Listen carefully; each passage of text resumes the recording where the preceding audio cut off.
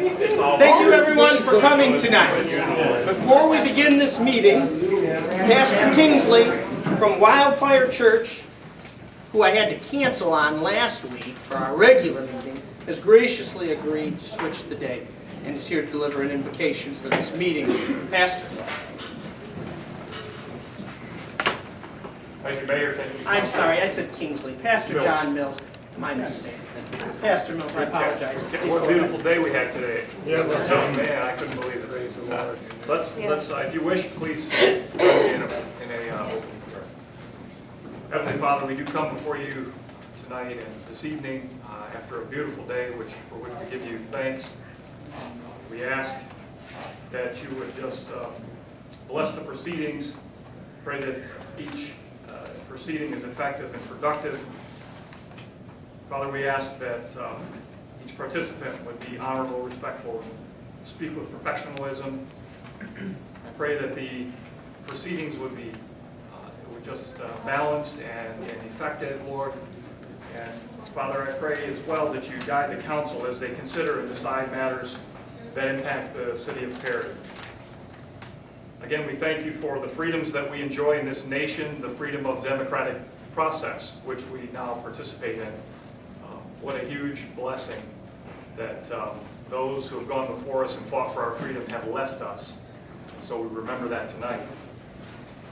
Now we offer also just a special prayer for Karen Davis. Ask that you touch her physically, bring healing to her body, cause her to be raised up and strong again. And now, Father, again, we commit these proceedings to you. Ask your blessing upon each member of the council there. In Jesus' name we pray. Amen. Amen. Pastor, thank you for your service.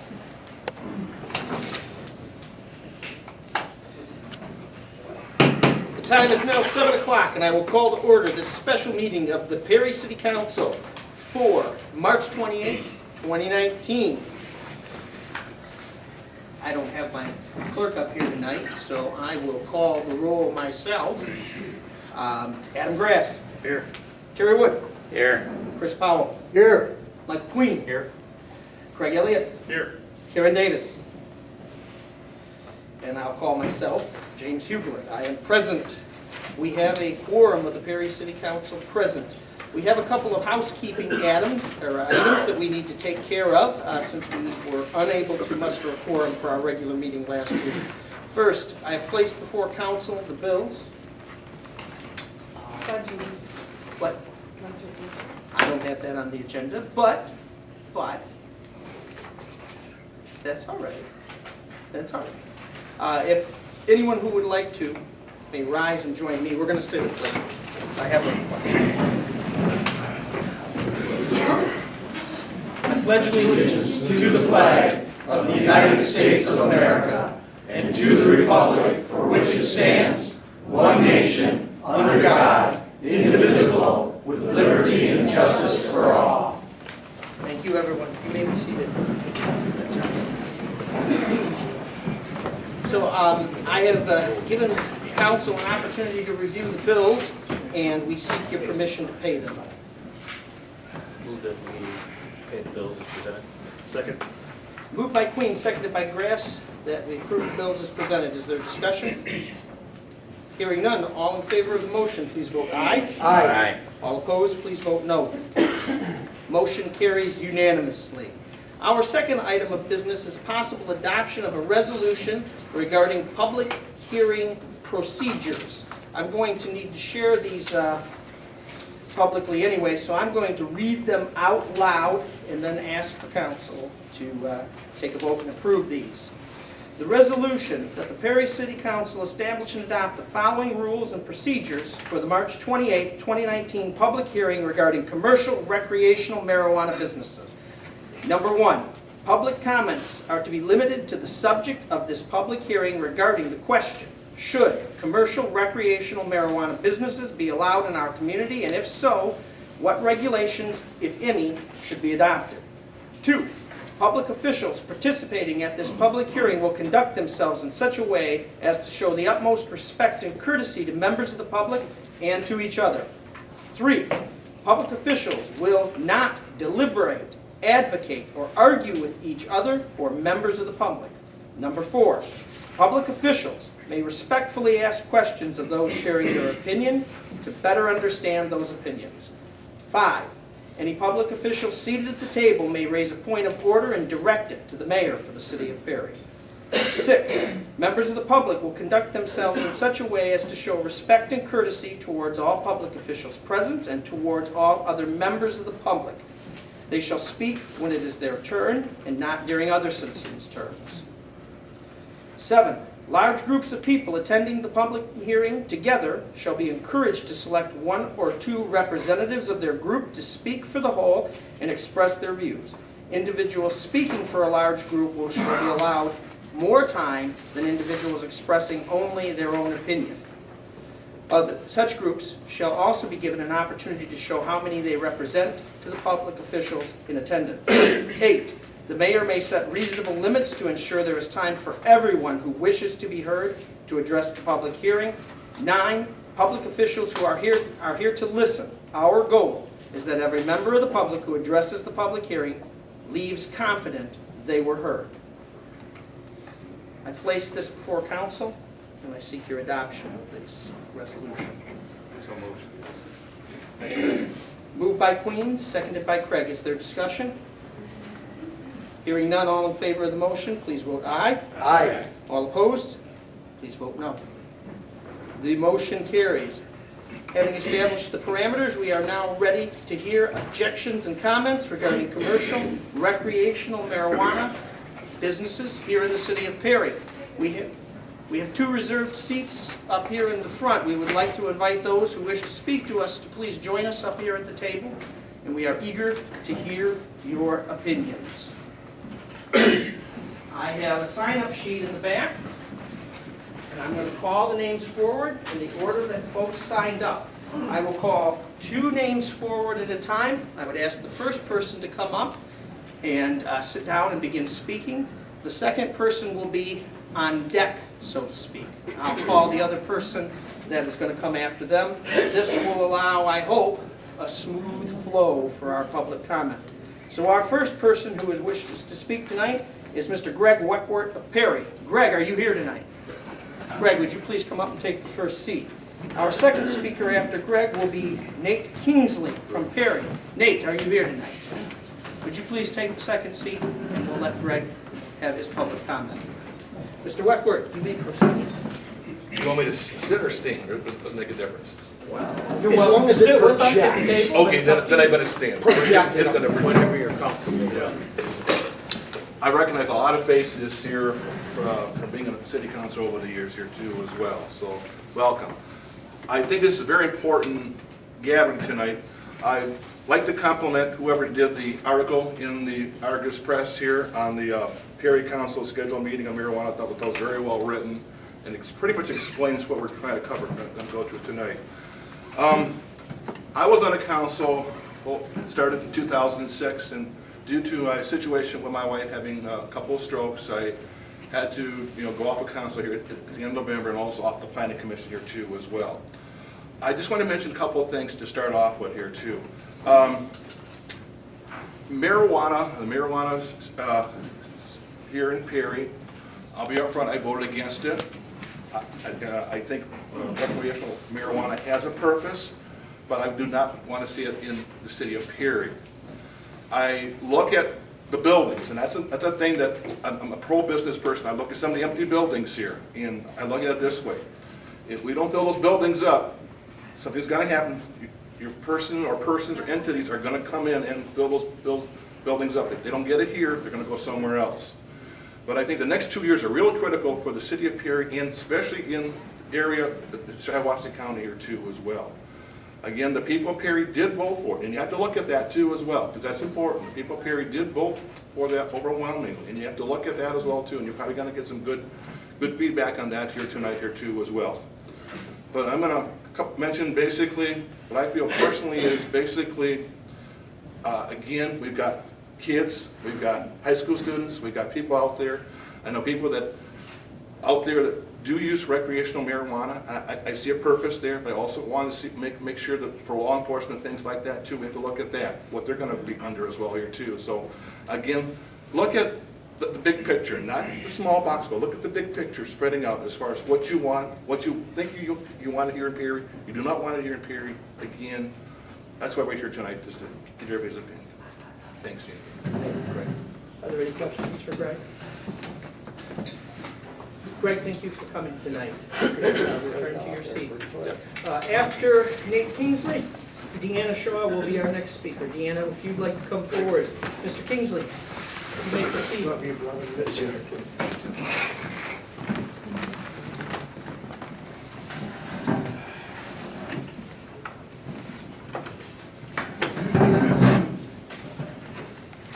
Thank you, Council, for the public hearing, and thank you for all who have come. Excuse me, my name is Nate, and I'm a lifelong Perry resident. I graduated from Perry High. I'm a public school employee here. I'm also a pastor here, so I have multiple interests in our town. And we're probably all getting tired of the various prescription commercials that are getting quite humorous for certain drugs. The scene might open with somebody, say, holding their big toe, and the voice says, do you have chronic big toe pain?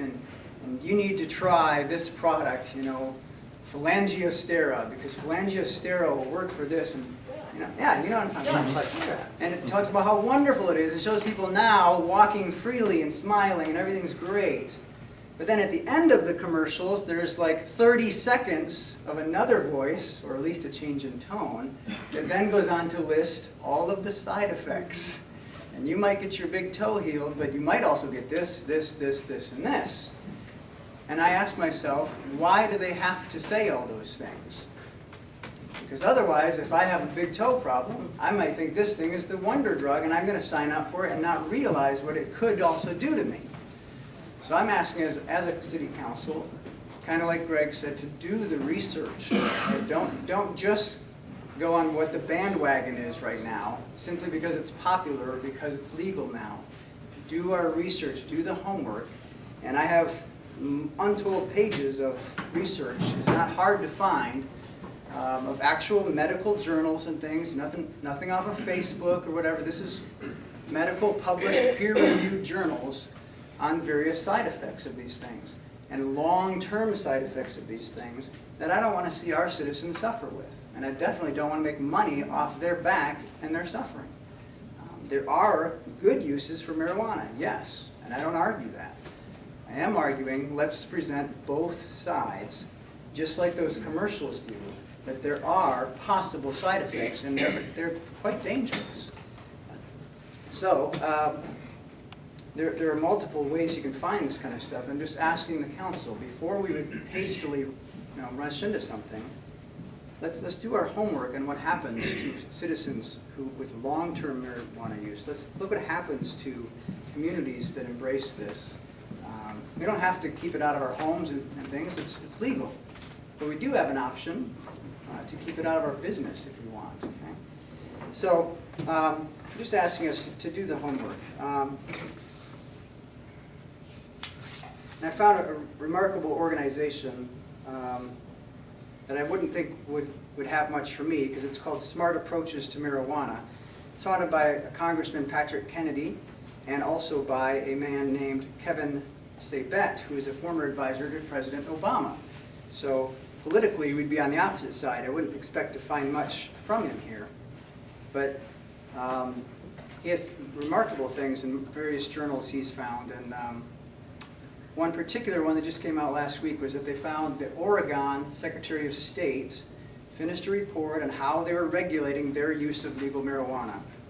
They found that only 3% of Oregon's retail stores and only a third of its growers had been inspected. Is that okay? 3% of their stores and only 1/3 of its growers have been inspected. The Secretary of State released this statement that our marijuana testing program cannot ensure test results are reliable or that our products are safe. And we all know that things get laced sometimes. We know that sometimes the level of THCs in marijuana is too much, too high, too quick. How do we know this isn't going to get bad if other states can't find ways to regulate this? How do we know these things are going to be safe for our country? So on the basis of that and multiple other things, please do the heavy research. Think this through long and hard before we would do something like this. And if it's approved, I will abide by the law. I'm not going to, protest it or something. I'm going to say do the homework first, please. Thank you. Thank you. Are there any questions for Mr. Kingsley? Mr. Kingsley, thank you. You may return to your seat. After Deanna Shaw, we have, I believe it is Mark Honeycutt. Is Mark here to speak tonight? Mark, if you'd like to come up and take a seat after Deanna Shaw. Ms. Shaw, please proceed. You don't have to switch seats. Oh, that's okay. There's a lady that comes to our church, and she was unable to come tonight. She really wanted to come. And she works with, I think it's Life Challenge, Teen Challenge. She counsels those people that are trying to come off alcohol and drugs. And she just wrote something real short here. And I thought, who could say this better than this? So if you don't mind, can I just read it? Would that be okay? Go ahead. She says, my name is Leanne Cullimore, and I am writing this letter in support of not opening up a marijuana dispensary in the city of Perry or surrounding areas. I am not writing this letter to change minds, but rather to bring to the forefront a few questions that we as a city must contemplate before moving forward in either direction. The first question I would pose: does marijuana have a relationship with other drugs? In my opinion, it does. Marijuana use involves friends, acquaintances, activities, and relationships that exist or are based around marijuana smoking. Not that marijuana exposure itself leads to dependence or other illegal drugs, but it does tend to put them in contact with other marijuana smokers and those who also abuse their illicit drugs. These friends are likely to share positive attitudes towards substance abuse in general and are able to provide opportunities for drug experimentation.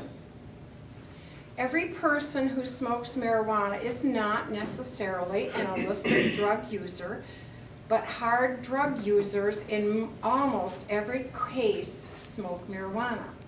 This happens to lessen the effects of withdrawal from their drug of choice, but does little to deal with the problem of addiction and drug seeking. The second question I would ask is, how do you want your city to be defined? Every city and town has a culture. When I say Flint, Detroit, and Saginaw, an immediate picture and culture of that city is placed in your mind. On the other hand, if I say Okemos, Farmington Hills, or Ann Arbor, a totally different picture and culture filters through your mind. As a city, we have to decide what our culture is to be and how it will affect its residents. We must also recognize that recreational drug use comes with a strong counterculture, which is to say, a robust way of life and a strong set of attitudes opposed to or at variance with the prevailing social norm. With this in mind, professional consensus to early exposure of psychoactive substances such as marijuana represent deviance-prone patterns of behavior and a greater inclination towards risk-taking behavior. Examples of this behavior include psychological changes such as lying and manipulation, blaming others for life's problems, neglectfulness or self and others, involvement in criminal activity, disorderly conduct, etc.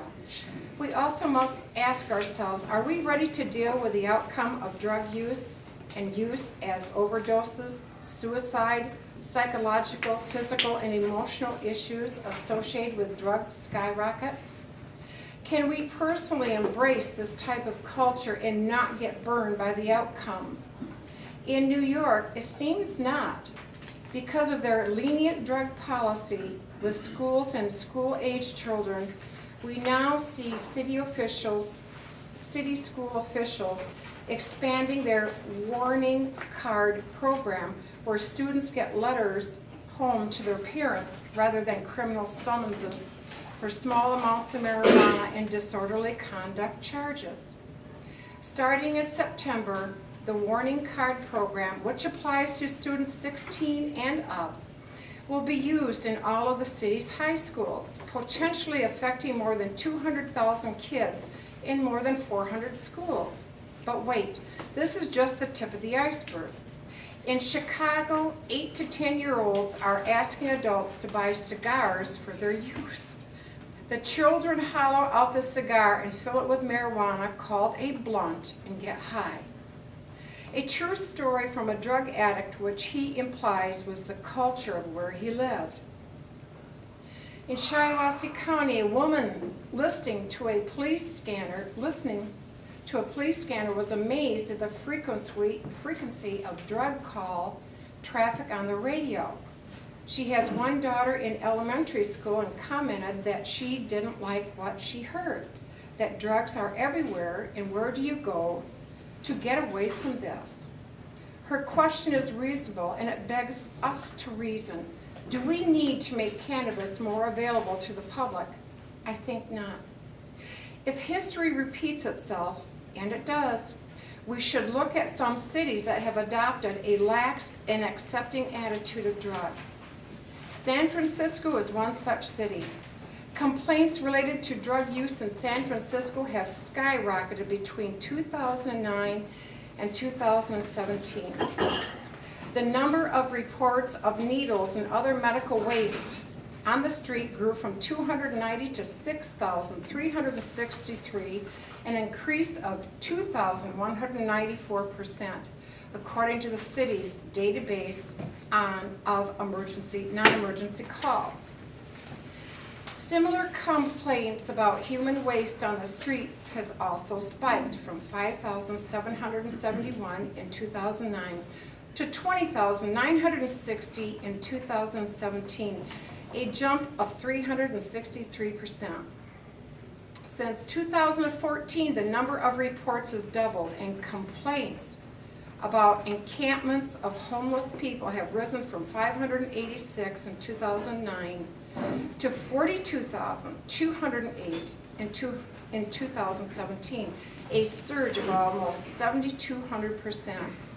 Open drug use has exploded in San Francisco in recent years, enraging residents who complain of having to step over people's injecting heroin in train stations and to traverse a seemingly unending series of tent villages on sidewalks and bike paths.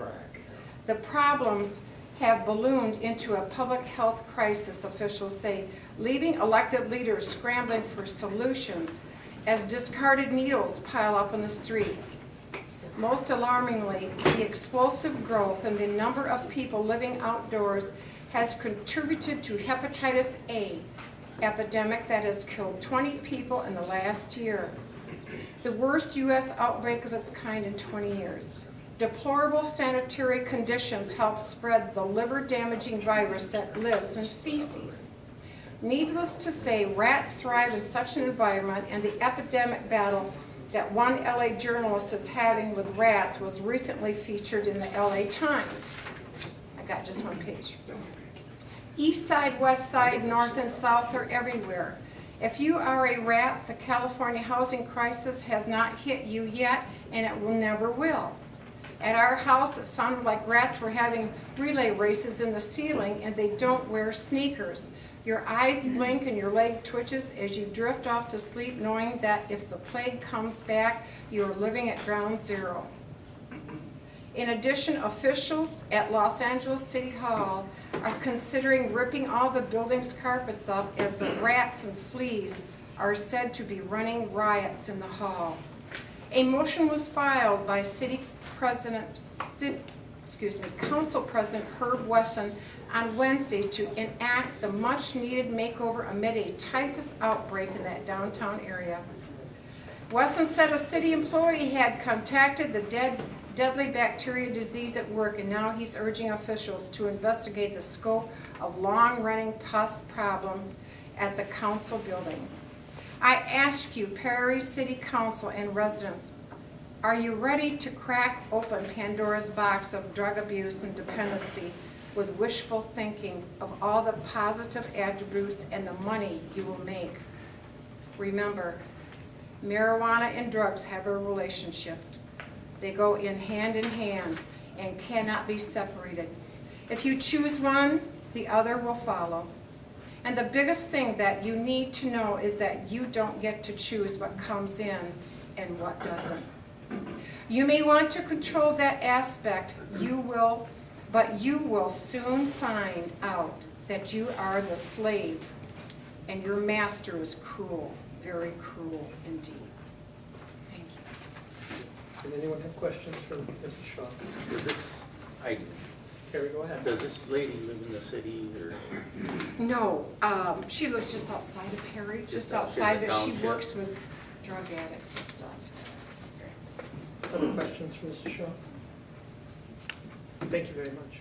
Okay, thank you. Mr. Honeycutt will be next. If Billy Rohrbach would like to come forward, he will be after Mr. Honeycutt. Mr. Honeycutt, you may proceed. My name is Mark Honeycutt. I live on Green Street, and I've been in Perry now for about almost 2 years. Lifelong resident of Shiawassee County, pretty much. 2005, while working for AT&T, I was down in New Orleans and Baton Rouge, getting phone service and some data service back up after Hurricane Katrina. I happened to be sitting at a red light when I saw in my side view mirror a lady approaching me at about 35 to 40 miles per hour, not going to be able to stop. I did the first thing that you're not supposed to do is I gripped the steering wheel. She hit me, broke both my wrists, both my arms, and 2 vertebrae in my neck. Pushed my ulnar bone out both elbows. I have now got what they call bilateral cervical radiculopathy. I've got my ulnar nerve pinched, I can't feel my neck, I can't feel my arms, and I can't feel my hands. When I do have feeling in them, it feels like they're in a vise being hit with a wire brush and set on fire. That's not fun. I've been on morphine, I've been on Seroquel, I've been on OxyContin, not Codone, OxyContin. Those are the drugs that are going to get you addicted. Those are the drugs that are going to get you in trouble. I go to Flint, I go to Stockbridge, I go to Lansing, I go to Ann Arbor. I buy marijuana, I smoke marijuana, I use marijuana products. It's not an addictive drug. There's money to be made, and you can control bars and kids not going into bars. You can control the porno shops and kids not going into porno shops. Like the other gentleman said, do your research. It's a Fort Knox to get into one of these places. If one is open, it's Fort Knox to get in there. You have to show ID, you have to have a card, the whole 9 yards. You can't just walk in and go, I want that, that, and that. It's heavily protected, it's heavily guarded. There's nothing wrong with it. I smoke it on a daily basis, once or twice, and I feel great the rest of the day. Have I smoked yet today? Not yet. But my opinion is, Perry needs one. There's a lot of people out there suffering, there's a lot of people out there hurting that are getting addicted to opioids. That's the problem. And a lot of doctors are scared to death to write prescriptions for opioids. So what do? They go and buy marijuana. That's about all I've got. Thank you, Mr. Honeycutt. Question? Well, we're letting public officials ask questions, but I'm not going to open this up for everybody to question folks who want to speak. Do anyone at the table would like to ask Mr. Honeycutt a question? Mr. Honeycutt, I'd like to ask just a couple questions. I take it from your comments that you believe it would be appropriate to allow commercial recreational marijuana businesses in Perry. Am I Yes. correctly understanding that? Do you have an opinion on any limits that should be set or any regulations that you'd like to share with us? We're just looking for advice. Define limits. Well, it could be, I like to keep it open so that you're free to say anything you want, but one limit might be how many should be allowed, what areas we might have them. I don't want to limit your response, but With just kind of the get an idea size of of your the thought. city of Perry, I would say only one dispensary would be needed. Okay. If that dispensary carried 15 to 20 types of marijuana, ranging in flavors all the way to THC levels, you can carry gummy snacks, you can carry food items, you could have a cannabis kitchen, for God's sakes. You know, you can have a smoking lounge, and then go in back and and enjoy your munchie time. There's money to be made. Perry would enjoy that money. I know they would. Anything else in response to, That's all I got. anything you want to add in response to the questions? Thank you for coming. Can I ask one question? Oh, This I'm is sorry, off what Mr. you were Arnett. saying. If, just asking because I don't know, I don't know if anybody else here does either. You were talking about the lounges and going back and eating your munchies and things like that. If people do that, obviously there is some aspects of being high and things like that. What happens when they need to go back home or something like that? What do you usually do? In my opinion, my humble opinion only, shouldn't it be treated the same way as drunk driving? Yeah, People go into the bar and get all sauced up, they do.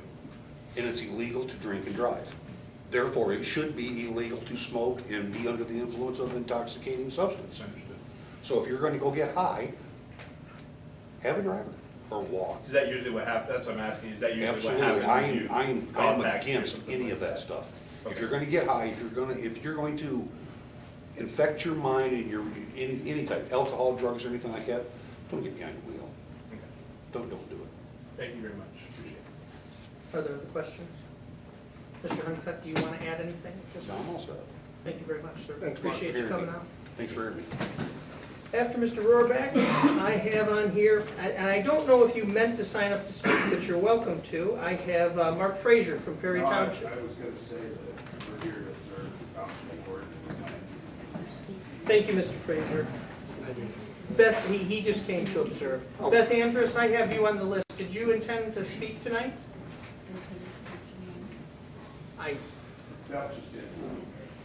No?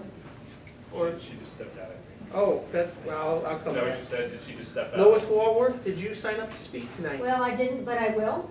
Okay, if you'd like to come forward, we're going to hear from Mr. Rohrback. Mr. Rohrback, you may proceed. Thank you. My name's Billy Roback. I was born and raised here in Shiawassee County. I moved away when I was young, and I was gone 37 years, and I'm back living in Perry now, and I'm really enjoying it.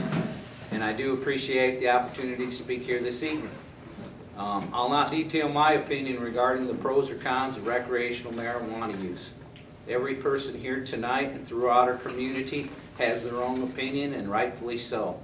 I will say, however, marijuana has been going on here in Michigan for decades, and the adoption of Proposition 1 last November may have little effect on Perry or its residents. The state of Michigan will, over the coming months, adopt rules and regulations regarding the sale and use of marijuana that will answer most of the issues brought up here tonight. Good or bad, it's here, and we as a community must respond to the changes that come. I'd like to offer a different perspective on this issue. There is no person or group of people, to my knowledge, contesting the November election. It has been certified, and recreational marijuana use is now the law of our land. As a community, we must all be thankful for the opportunity to live in a nation where we have the right to decide for ourselves what we want and what we need. Always remembering that our rights come at a price. Honoring the right to vote requires us to support the outcome of any election, even if we don't agree with that outcome. Everyone here will agree there are laws and regulations on the books that they're not happy with.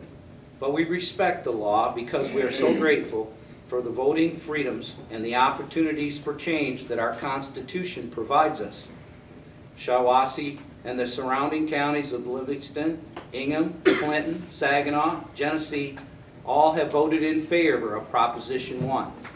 I don't believe they were in favor of the proposition to have the retail business and the resulting tax revenues miles outside of their areas. I think this evening's a great opportunity for support and concerns to be expressed, and I can commend the City Council and our Mayor for their efforts here tonight and encourage them to reach out to the community on this issue and the others that we'll be facing in the future. The positive economic impact of Proposition 1 to our community through sales tax could and probably would be helpful. I would agree. I would suggest to everyone those revenue dollars would be much more attractive to our community than the tax increases that will be needed to meet some of our future financial needs. I would recommend tax revenues from the sale of these products, already legal under Proposition 1, be earmarked for the use to upkeep our historical buildings and help kickstart our city parks projects. At this time, we have no public information that would suggest any retail business would even be interested in starting a store in Perry. Closing the door with ordinances prohibiting any retail business will assure potential retailers and business owners of all kinds would look in a more receptive and welcoming community. By this prohibitive ordinance, we are also doing an injustice to all of our local businesses in our community. To think that a customer would only stop to shop in one place while visiting our community would be narrow-minded and foolish.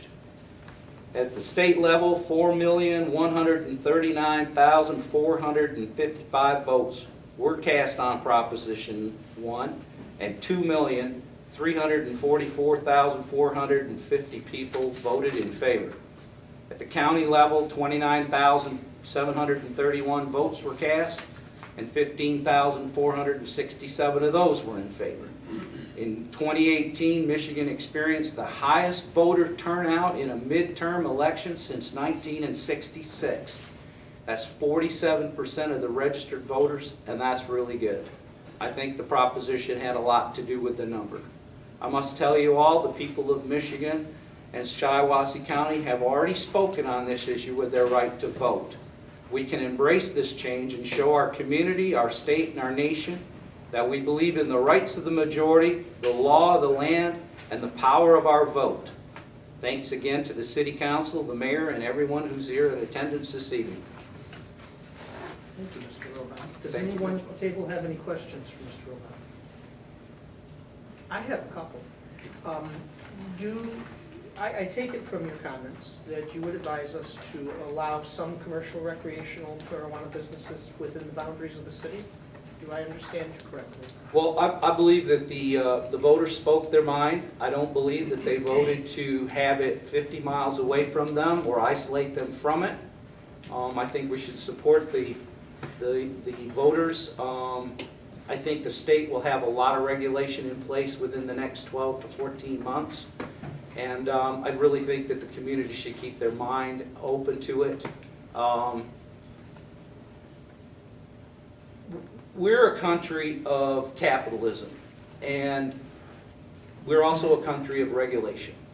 The regulations will dictate what can happen in any community, and that will be a statewide group of regulations. And I think that we should base our decisions on those regulations. When they come due, or come to the forefront, and the state says what you can do, what you can't do, and what you'll never do in relation to the retail sale of the recreational marijuana, we should tailor our city plan around that, embrace the change, and move forward. Any advice for us regarding any kind of limits or regulations that you think might be something we should consider? Well, I believe that, you know, we already have rules and regulations in place that dictate how close you can have liquor establishments to schools and churches.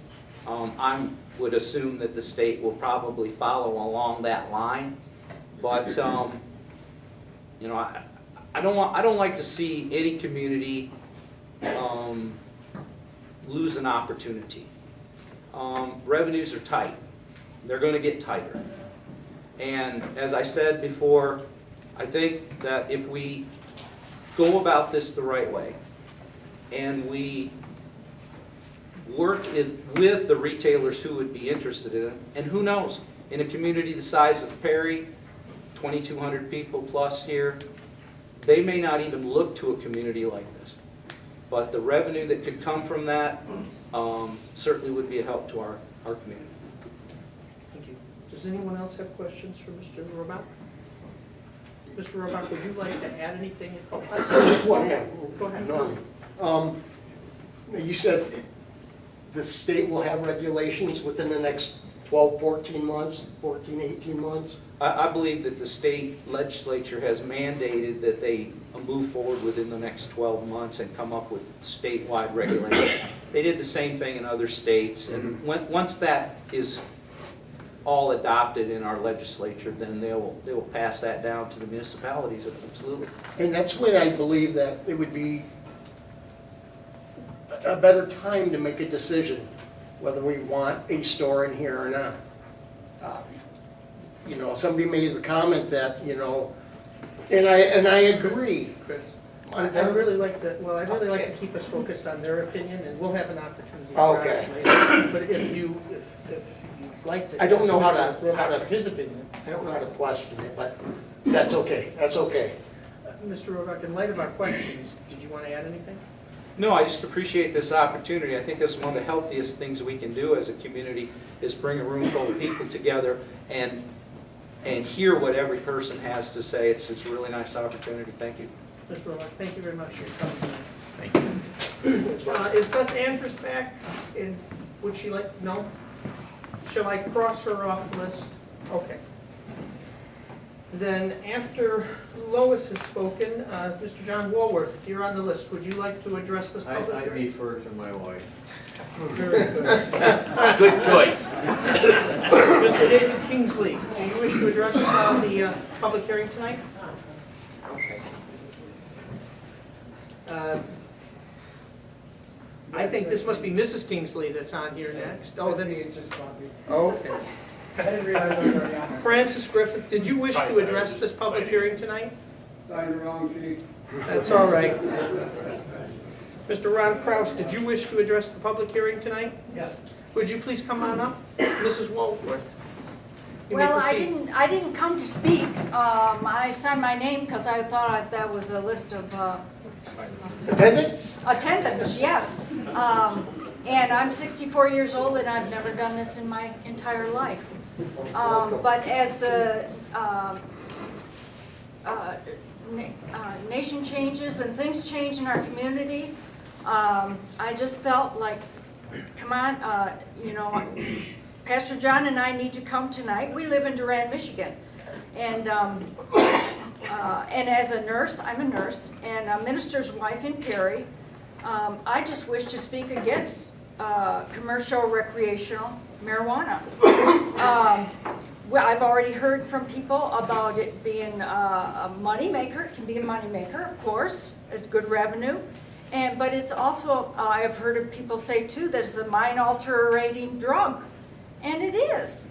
I know that suicide is on the rise, and I know there's maybe good uses for medical marijuana, but I don't think, as a godly woman and minister's wife, and we love Perry, and I think we ought to be against a shop here in Perry, and you know what?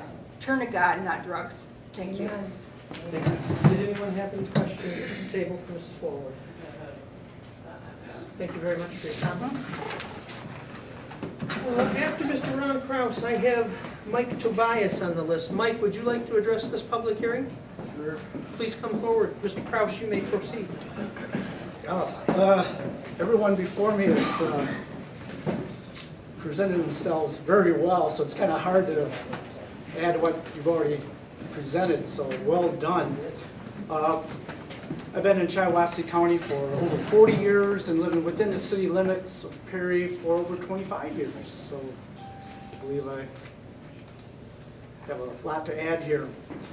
I've also worked for state government for over 30 years, worked for the city government for about 3 years, and worked for the federal government for over 7 years.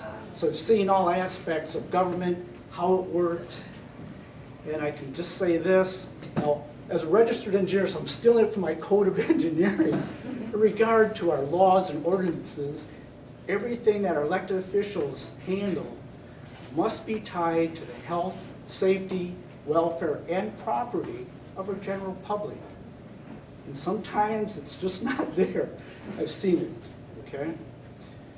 In regard to laws and ordinances, though, the key element is enforcement. Or, regulations may be put together, but there again, I've seen a lot of regulations put together where it makes it very difficult for municipalities to go ahead and enforce those regulations. So we have to be very careful to put a lot of weight on our state legislators when they may not have all the answers. So let's keep that in mind. And I'm not certain how effectively enforcement would be some of this. So we need to have a little bit of research going on, and we really need input from our local law enforcement, from our county law enforcement, and state law enforcement alike, of how this would come about.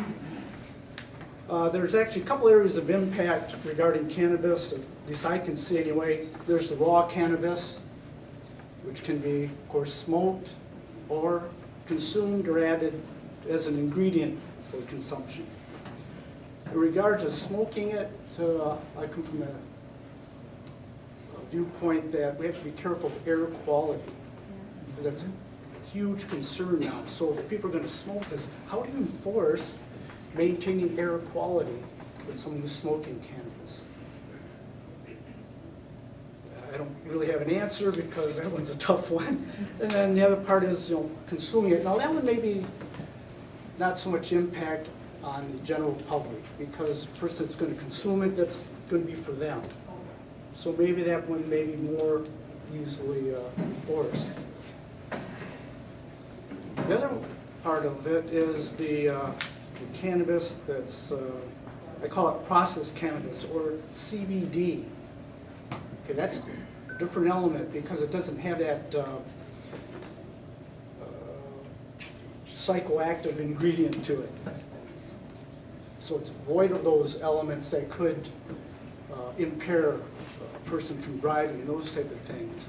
That one I'm not, I don't have all the information on, but that certainly has some medicinal elements to it that has proven to be effective. I'm not certain if that would be dispensed or if only prescribed through a prescription. But I think that's one of the elements that we need to look at that can really be helpful to our general public. So I see it's two different elements. One is the raw cannabis and the other one the processed.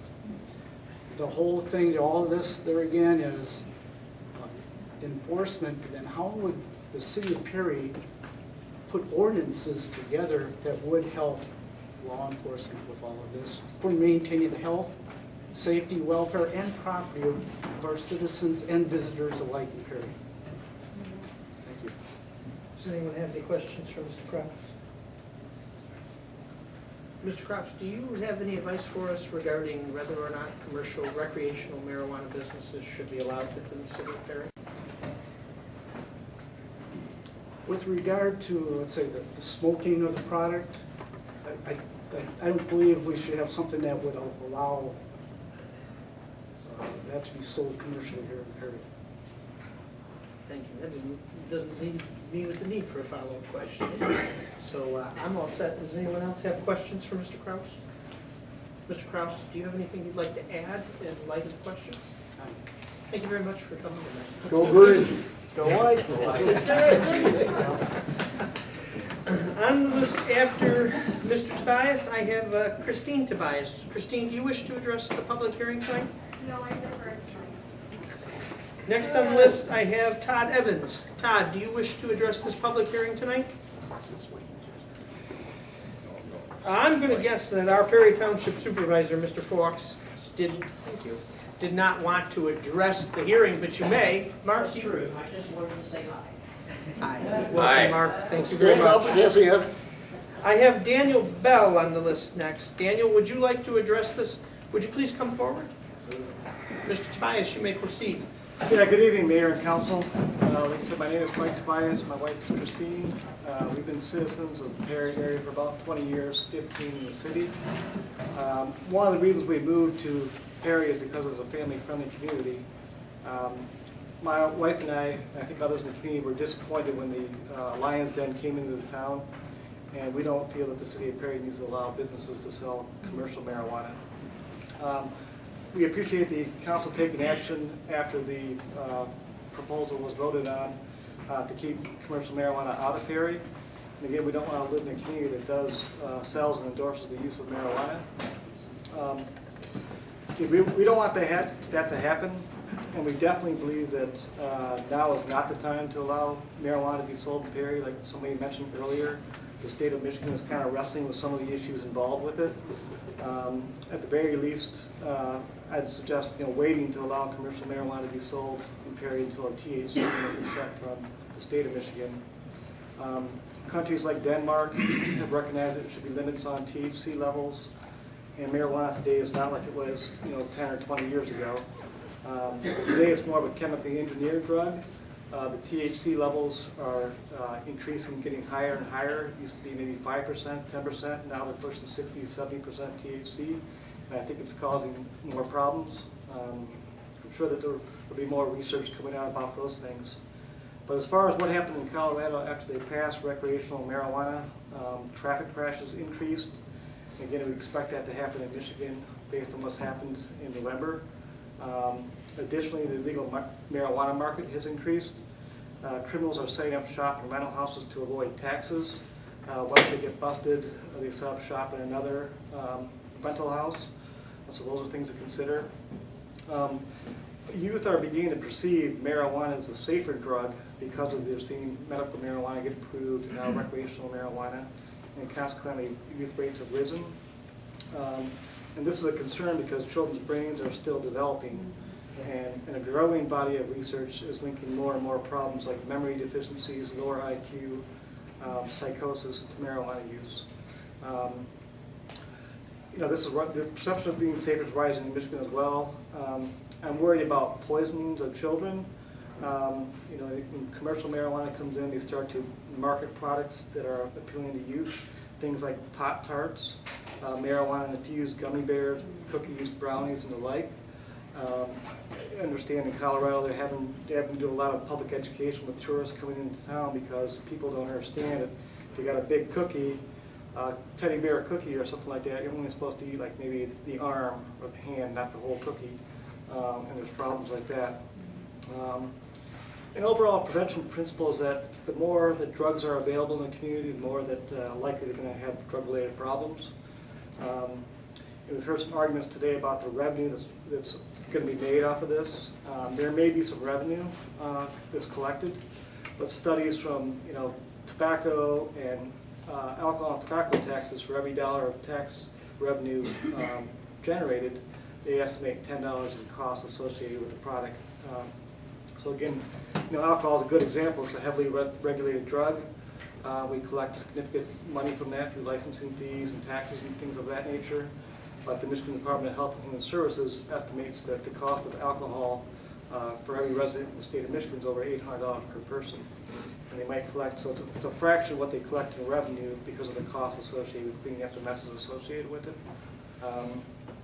I don't think allowing marijuana to be sold in our city is in the best interest for our children, families, and community. As Councilman and Karen's not here, women, I urge you to keep Perry a family-friendly community by not allowing marijuana to be sold here. I have some empathy if people are suffering from different conditions and might need marijuana, but we do have medical marijuana available. That's been around for at least, I think, probably a decade now in Michigan. As far as people, I know people personally struggle with opioid addiction. I'm in long-term recovery myself, and one of the things I do for work is we try to prevent these problems, but also help people get into recovery. And of all the people I know who are struggling with opioid addiction now, I don't know any of them that didn't start with using marijuana and other drugs as well. So there definitely, I think, is a relationship between marijuana and other drugs. And I think, it's a little bit confusing. Maybe the state will resolve some of these issues too, but I think marijuana is technically still, there's federal law that prohibits, I think, marijuana use. So that's another issue, I guess. I don't know exactly how that works together.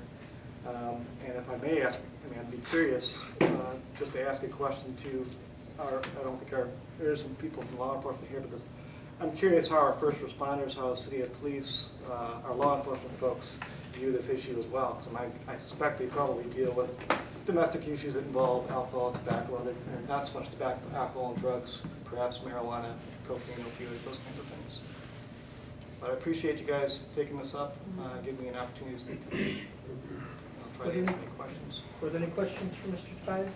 I'll throw a few, if that's all right. Mr. Eller? Assuming you probably have children, Mr. Tobias? I have children, and actually a couple grandchildren. Okay. Things like you were mentioning, a lot of like the gummy bears and the brownies and things, Pop-Tarts and these things. Going to the thoughts of like kids' parties and stuff like this, even teen parties and stuff like this, do you think it would be a concern of yours if you had, like, say, children going to a party, that someone at that party might give them a laced brownie and they would not know the difference between that and something of a normal brownie? Absolutely, I'd be concerned about something like that happening for sure. Not knowing that it's, not knowing what they're ingesting is certainly a big concern. That's involved in sexual assaults and things of that nature go on already.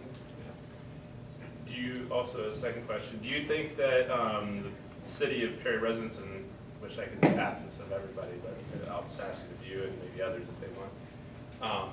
Do you think the citizens of the city of Perry voted at this proposal, or maybe even the state of Michigan, to allow businesses into the city of Perry? That was the reason they voted yes? Or do you think it was perhaps that individuals, they said it was the person's choice to be able to vote or to smoke marijuana within their own residence, and they wanted to give people that right?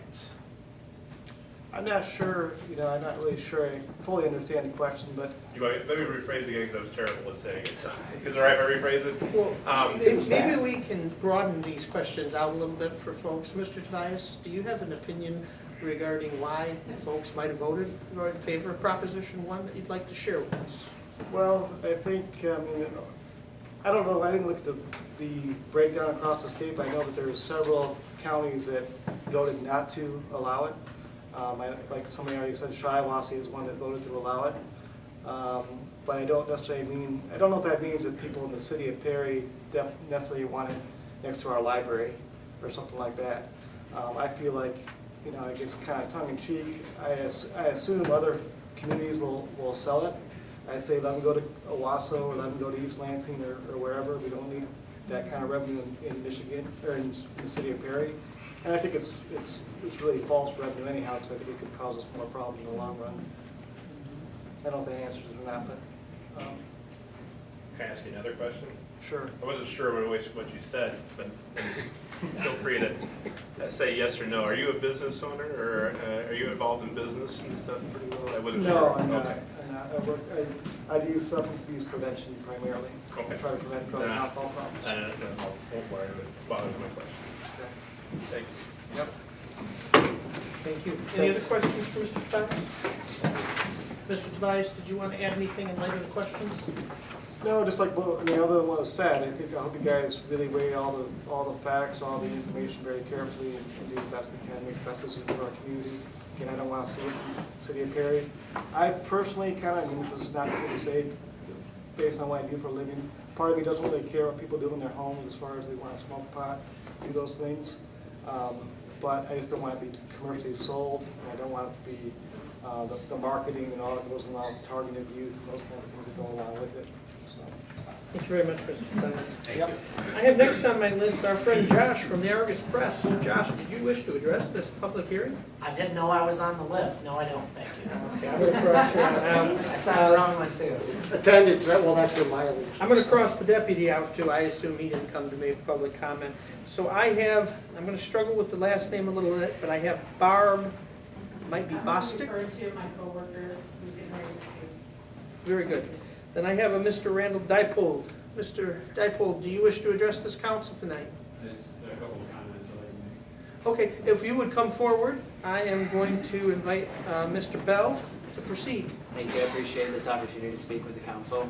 I wasn't planning on speaking. I signed the wrong thing, but I'm glad to have this opportunity. So the biggest thing that I'm hearing, one thing that I've heard a lot is You know, there's going to be a lot of regulations on these things. You know, these dispensaries, they're going to be heavily guarded, which my wife works with a man, or has a resident where she works, is actually a security guard at one of these places, and they are heavily secured. Youth aren't just going to be able to walk into them. But just because these places are heavily guarded doesn't mean youth use isn't going to go up. And Michigan Profile for Healthy Youth, it's data that's through the Michigan Department of Education, I believe. They survey youth throughout the different counties. And for example, and I don't know the exact numbers for each county, but so Montcalm and Isabella County, one county that had 10,000 more residents had half the amount of medical marijuana cards. The county that had 10,000 less residents had double the amount of marijuana cards. And the youth use was alarmingly higher in the county where there was more access to marijuana because more people had it. So I think a dispensary in Perry, we would absolutely see a very large increase in youth use, which is illegal. I think that would make a large impact on dropout rates, truancy issues like that. And there's a lot of data in Colorado, Washington, where youth use has gone up. Like Mike Tobias was saying, traffic fatalities have gone up with people testing positive for marijuana. And again, someone else made the comment that this is hard to enforce. You have to look at the police officers and municipalities enforcing these laws. You know, marijuana can stay in your system for weeks. So if somebody gets in a crash 3 hours after they smoked marijuana or 3 days after they smoked marijuana, you're not going to know if they were high at the time of the crash or not. So that's also a big concern of mine. I've also seen a lot of data that, you know, there's a lot of talk this could be great revenue. We don't want to see this money coming in to, you know, towns around us. And money is tight. But like Mike was saying, there's some studies that have shown that these costs are 10 to 1. Or healthcare costs compared to revenue is 10 to 1. So for every dollar you're making in revenue, there's $10 spent dealing with someone mentioned looking at the bigger picture, okay? And that's what I'm seeing. And then also I don't think that, I'm going to kind of answer the question that you guys were asking Mike, if that's okay, in that I don't think the majority of people that voted yes on this wanted a dispensary in this community. I think some of the big talking points that I've spoken with and why they voted for it was they didn't want to see people, you know, spending money and wasting money on people going to jail and through, you know, the law because they, you know, smoked a joint of marijuana. Like they shouldn't be people, or a guy sold his buddy a couple grams of marijuana, he doesn't deserve to spend a couple years in prison for that. Things like that. There's just a lot of concerns that I have. If you look at the broader picture, I think that you know, there will be a lot of effects that we're not going to see. And again, Mike was saying he works with a lot of people in recovery. And I also, I work for Catholic Charities in Shiawassee County, one of the largest substance use disorder treatment providers in the county. And I don't think there's a person that's there for an opioid addiction or heroin addiction or meth addiction that did not smoke marijuana at some point before they did, or use in unison with. So if I may ask, are you saying that somebody that smoked marijuana is gonna automatically? So it is not they're scientifically, okay, so the guy mentioned Oxycontins or oxycodones. Okay. That is a gateway drug. What that does to your body and the dopamine levels and all that stuff is the same thing that heroin will do to you, and that's why people graduate to heroin. It's a cheaper alternative. That's why that's become an epidemic with opioids. Someone that smokes marijuana, it's not affecting their bodies in that way, and I don't think they're gonna start, you know, going to heroin and things like that, but it's a lifestyle gateway that I believe. And like the lady mentioned, the people that you're spending time with, there's more risk-taking behaviors involved with that as well. So that, I believe it's a lifestyle gateway. And then one last thing I want to say, because I will say I'm 100% convinced that youth use rates will go up. Perry High School and surrounding towns in this community will see youth rates go way up if dispensaries come to this community.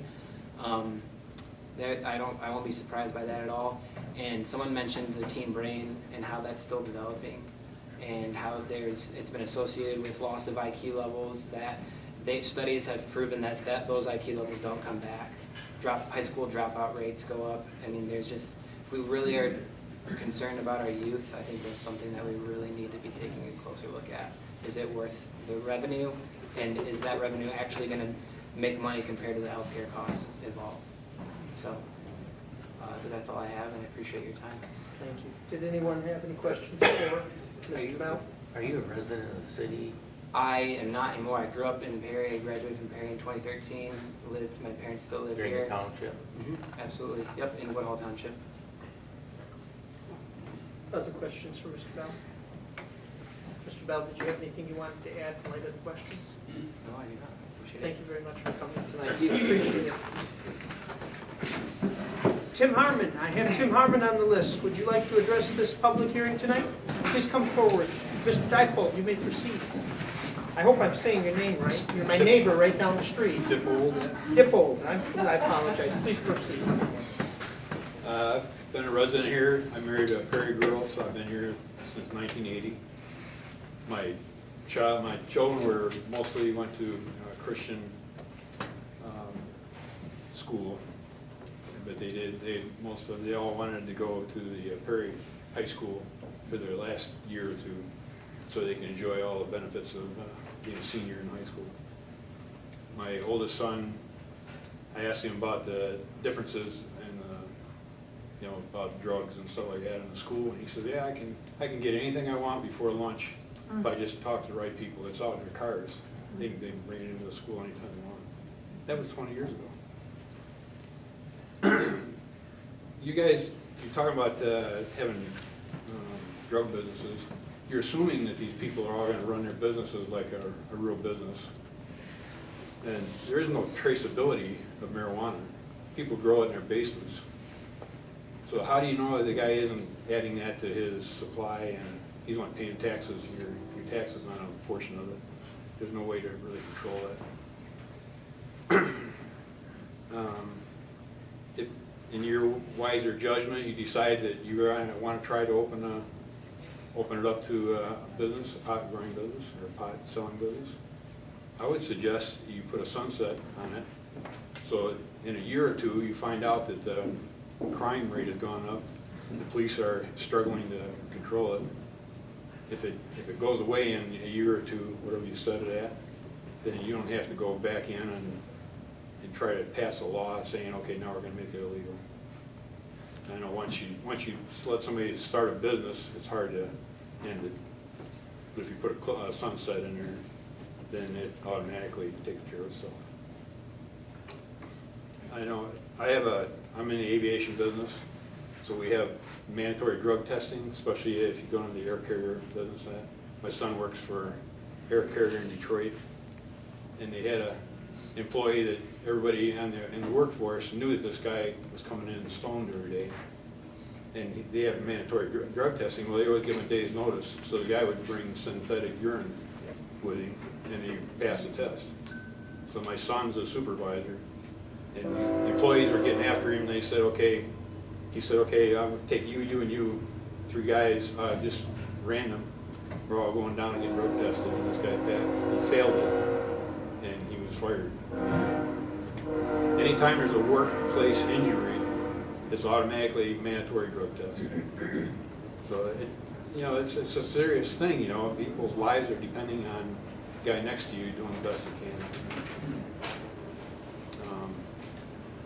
I just saw a thing on CBS News the other day. I hate to watch fake news, but they just mentioned that psychosis in the states that are open to marijuana now is going up 500%. So we're just now starting to see the effects of this open drug policies that are going on. And even with, like I say, even with the testing that's going on, there's ways people cheat and stuff. So I guess that's all the points I wanted to bring up. Thank you. Were there any questions? Mr. Bradfield, do you have anything you'd like to add? No, that's it. Next time I get a chance to talk to you, I'm going to work on getting the name right. Have a name like Hugolet. I'm sympathetic to people saying it wrong. Thank you so much for helping. Mr. Joshua Carpenter, would you like to address this public hearing tonight? Would you please come forward? Mr. Harmon, you may proceed. Sure. I just kind of want to follow up on what a lot of others have said. Neurologists tell us that our brains don't fully develop until we're early, mid-20s. So, and studies show, I've got the study by National Institute of Health, shows teens who use marijuana frequently exhibit lower cognitive performance, brain function than those that don't. And so part of the problem, I think, with having establishment in the city of Perry is that it almost gives the sense that it's not harmful. And to many people whose brains are still developing, that's just not true. And currently, more than half of 10th and 12th grade through 12th graders believe that smoking marijuana isn't dangerous. And naturally, research shows that adolescents in states with legal medical marijuana or legal recreational marijuana are even more so less likely to believe that it's harmful. So I think by putting an establishment in the city, it certainly gives an idea that this is something that our youth, it's not harmful, but it clearly shows that it is harmful. Final thing I would say, so many people have spoken so eloquently on other things, but I've been here as a pastor for 18 years, almost 19 years, raised my family here. It's such a safe community. I mean, it's so nice not to worry about having to I shouldn't say I don't lock my doors, but not have to worry about those kind of things, and to raise children in somewhere you feel pretty safe. And I just the thought that keeps coming to my mind over and over again is sometimes you don't love what you've got until it's too late, and it's gone. And so I don't want us to mess with what we have, the good things we have, for the little bit of benefit of financial that we can have. So that's all. Thank you. Were there any questions for Mr. Harmon? Anything else you'd like to add? No. Thank you very much. Mr. Carpenter is the last one on my list here. Joanne, do we have any other folks who have signed up to be heard tonight? No, that one with the last two on it was the last page. If at all possible, I would like to speak, if I could be the last person. Certainly, if you'd like to go sign up on the list, we're asking for names, just generally where you're from, and we'll call you. You got it. Oh. You brought it up here. Go ahead. Tom brought it up. Oh. You guys all. Well, here, I'll let you sign up. Mr. Carpenter, you may proceed. Well, hello again. This is my second time getting to be part of the city council meetings. My first was on November 11th of last year, and I came to you then out of concern, and in the same sense, I'm back again for the same reason. 4 months later, the subject of marijuana is still on our table. And when I noticed the public meeting, the first thing I did was take a stock of actions that we've seen from the council so far.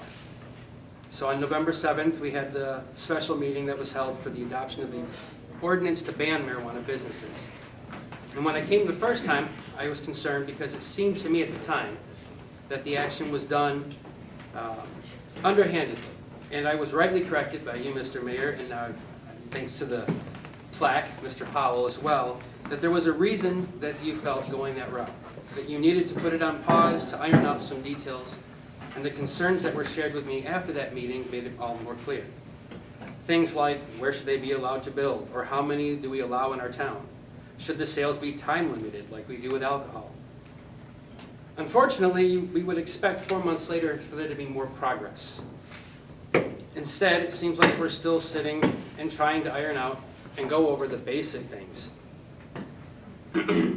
As somebody else has pointed out the massive numbers, I'll just stick to the percentages that when it comes to Shiawassee County, 52% voted for this ordinance. Perry residents voted 56.67% in favor of this. There can be no misunderstanding. The people voiced their opinion, and it's clear that the recreational marijuana use and its sale are supported and wanted. I think it's a bit offensive to continuously ask people, do you think that the people really wanted a dispensary? When line 4 of the question on Proposal 1 simply stated, to allow the sale. To ask that if we would really want that or not almost seems to me that you're insulting us, not intentionally. I believe it's important to state that I disagree with the idea that we continue to take action that hinders, sidesteps, or circumvents what we've already voted on. I don't like marijuana. I've seen what it has done in bad cases, and I've seen what it has done in good. I am a proud father. I have 4 wonderful children. To be honest with you, I'm more concerned with the people I see smoking or talking on their cell phones while filling up at the 7-Eleven than I am worried about marijuana right now. I think it's time that we see action from our council that shows that you're putting what we have voted for forward. Perhaps we don't like it. Perhaps some of us are very against it. Or some of us are really champions for it. It doesn't change the issue that we know the voice, we know how we voted, and the next step should be moving forward. Instead, there's been multiple meetings on how we should handle this. Do we schedule a meeting to hear more views? Do we convey to the council that we need to have marijuana in public places be considered? Sounds good, but again, when almost every one of these meetings is completely negative, it's hard for people to look at your council and say, they back our voice. I've heard people say, how should we handle it? Should there be limits? I noticed that the City of Perry zoning ordinance number 327 on pages 83 and 84, there's a breakdown of our business districts. These are the Central Business District, B1, or the Commercial Business District, and the MXD, which is Mixed Use District. On the pages of that same ordinance, we have the classification of adult uses, which covers adult stores, how they need to go through an application for special land use.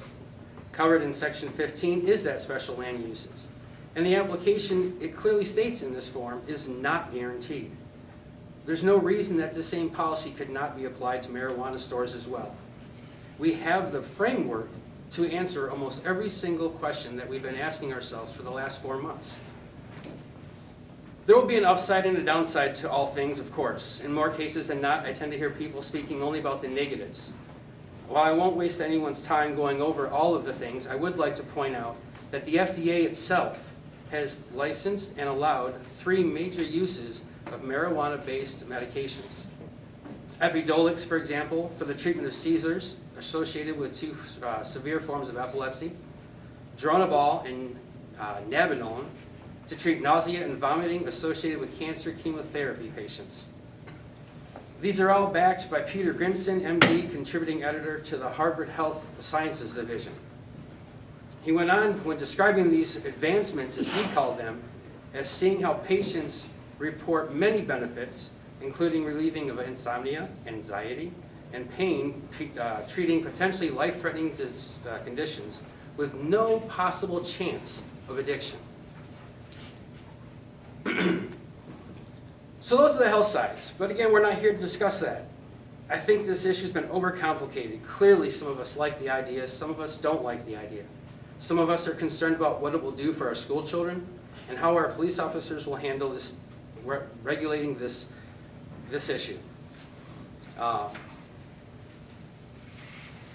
There is, in my opinion, we have the ability to apply the standards to marijuana sales as we did to adult use, codify the marijuana sales, place them in the commercial business district.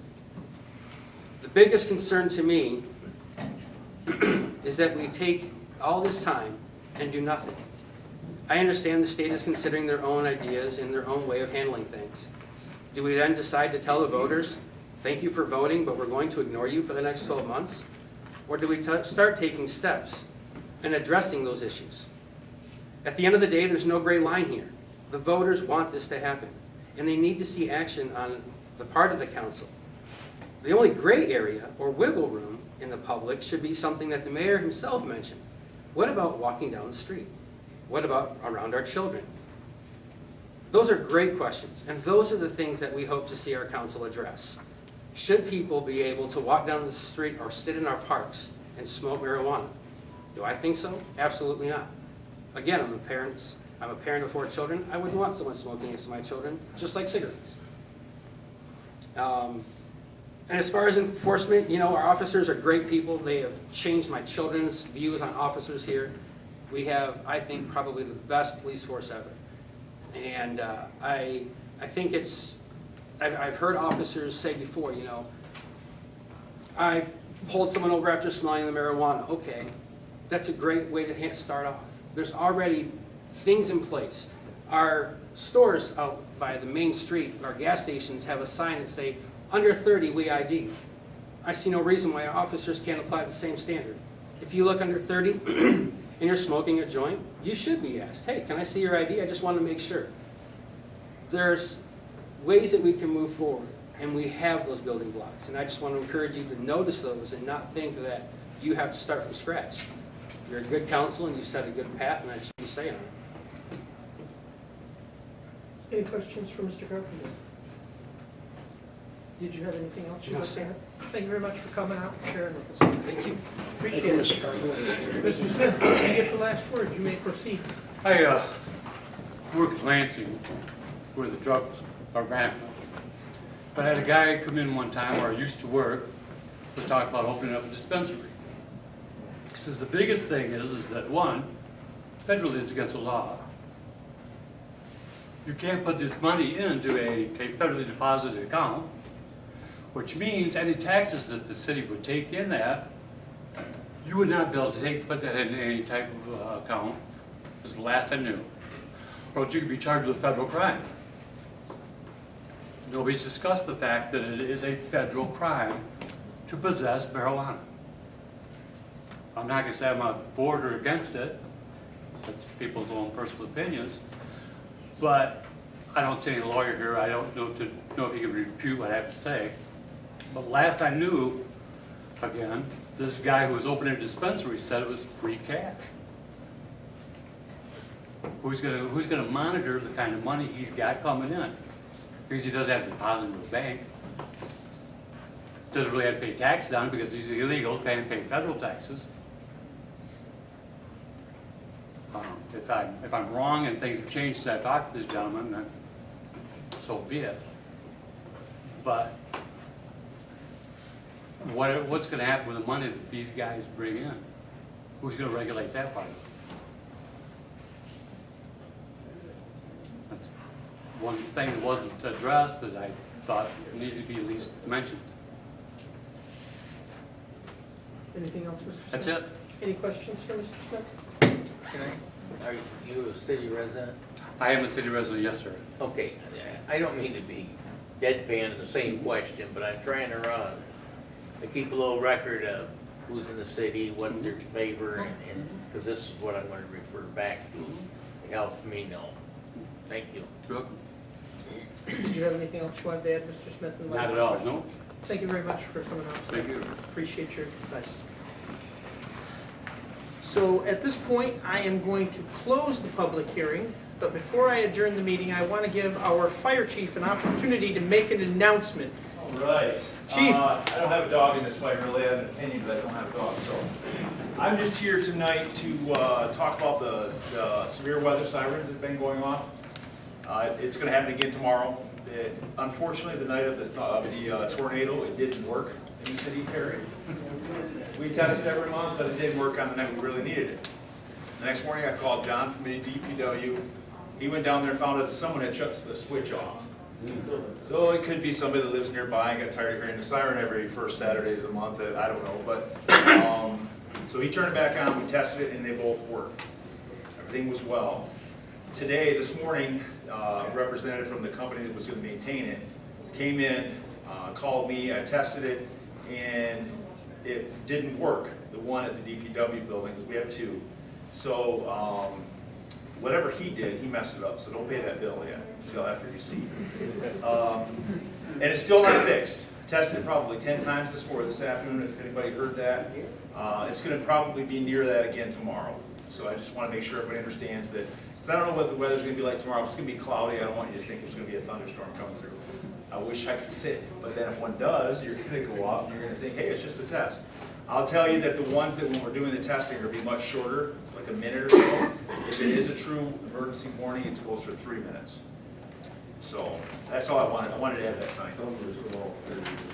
Yeah, there's never been, well, there used to be an all clear back in the good old days, but there's just a siren that goes off now. We set it off from the fire station when we get warning. We set it off when there's severe weather, not just a tornado.